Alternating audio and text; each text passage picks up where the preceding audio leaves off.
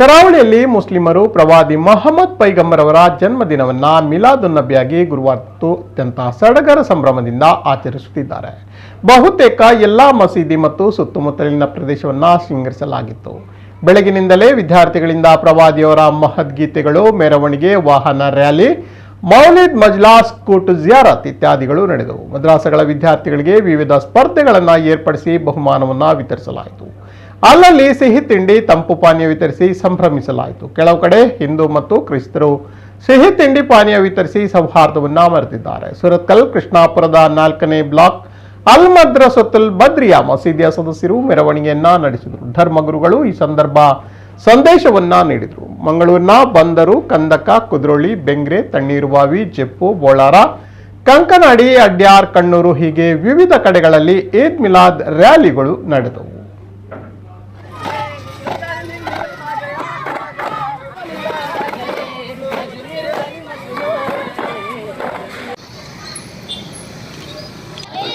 ಈದ್ ಮಿಲಾದ್ ಶುಭಾಶಂಸೆಗಳು.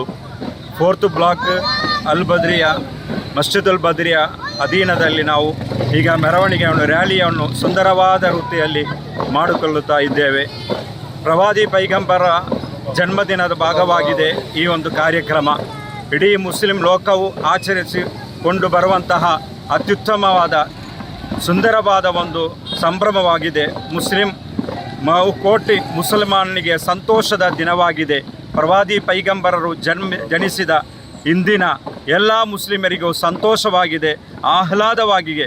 ಪುಟ್ಟ ಮಕ್ಕಳು ಸಮೇತ, ದೊಡ್ಡವರು ಸಮೇತ ಪ್ರವಾದಿ ಪೈಗಂಬರರನ್ನು ಜನ್ಮದಿನವನ್ನು ಕೊಂಡಾಡುತ್ತಾ ಈ ವೇಳೆಯಲ್ಲಿ ಸರ್ವ ಬಾಂಧವರಿಗೂ ಈ ಒಂದು ಕಾರ್ಯಕ್ರಮದ ಈದ್ ಮಿಲಾದಿನ ಶುಭಾಶಂಸವನ್ನು ಕೋರುತ್ತಿದ್ದೇನೆ.